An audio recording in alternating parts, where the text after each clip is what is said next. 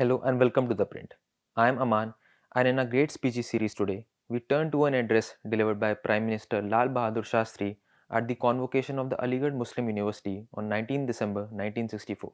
The speech came just months after Shastri took office, following the death of Jawaharlal Nehru.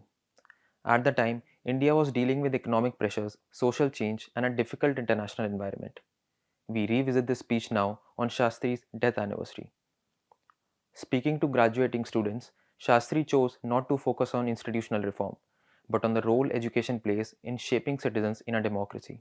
Early in the address, he set out that intention clearly.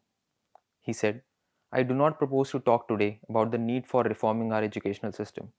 The entire process of education has to be viewed as an integrated whole, and we have to be clear about the objectives that we wish to achieve. Those objectives, Shastri said, were tied to a country undergoing rapid industrial and technological expansion, with rising demand for trained professionals, but also for responsibility and discipline. Addressing the students, he framed education as the beginning of civic life. Whatever your station in future life, each one of you should first of all think of yourselves as citizens of the country. This confers on you certain rights which are guaranteed by the Constitution, but it also subjects you to certain responsibilities which also have to be clearly understood. End quote. He reminded students that citizenship was not enforced by fear or surveillance, but by self restraint. Shastri said, ours is a democracy which enjoins freedom to the individual, but this freedom has to be subjected to a number of voluntary restraints in the interests of organized society. A good citizen is one who obeys the law, whether there is a policeman around or not, and who takes delight in performing the civic duties. End quote. The PM spoke at length about work, dignity, and self examination, warning against the habit of moral superiority. He said, in my view, every station in life is important in itself. Work has its own dignity, and there is great satisfaction in doing one's own job to the best of one's ability. We have to see whether we have done our own job well before thinking of criticizing anybody else. End quote. From personal responsibility, he moved to national loyalty without qualification. He said, never forget that loyalty to the country comes ahead of all other loyalties. And this is an absolute loyalty, since one cannot weigh it in terms of what one receives. End quote. That loyalty, he said, was incompatible with any form of division or separatism. He said, it is essential to remember that the entire country is one and that anyone who fosters or promotes separatism or vociferous tendencies is not a true friend. End quote. Shastri placed the argument within a broader understanding of democracy. He said, a democratic country is sustained not by the greatness of a few, but by the cooperative efforts of the many. The future of the country is in your hands. End quote. Speaking at AMU, Shastri addressed questions of religion and identity directly, rejecting the language of numerical division.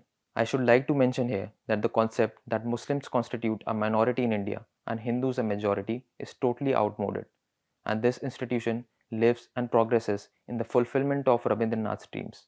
End quote. For him, secularism was not abstract theory, but constitutional practice, and education was where it had to take root. Shastri said, our position with regard to secularism is embodied in our constitution. In spite of a seeming diversity, there is a fundamental unity in India which we call cherish. And it is in the field of education that the seed of secularism has to be sown at the earliest stages, so that the plant can be carefully nurtured as it grows. End quote. Shastri then turned to the international situation, noting that the world was facing problems of unprecedented complexity. He said, the great advances made by science and technology, particularly in the field of nuclear and thermonuclear energy, have placed an almost unlimited power at the disposal of mankind. This power can be used either for constructive or for destructive purposes. End quote. Against this backdrop, he rejected the idea that governments could separate power from morality. Shastri said, any government that turns its face away from considerations of morality and humanity will imperil world peace and thereby betray all mankind.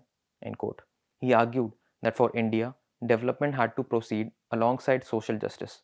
Shastri said, we aim at a democratic society, strong and free, in which every citizen, irrespective of his religious belief, will occupy an equal and honored place.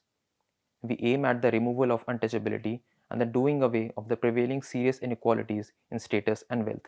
We are opposed to the concentration of wealth in a few hands. End quote. Shastri returned to the students before him, concluding his speech with an appeal. urging confidence without arrogance, criticism without cynicism, and balance without extremism.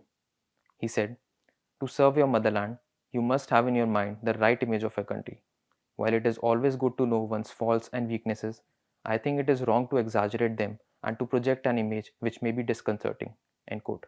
Thank you for joining us on Great Speeches. For more from The Print, do subscribe at theprint.in/subscribe. I am Aman in Delhi.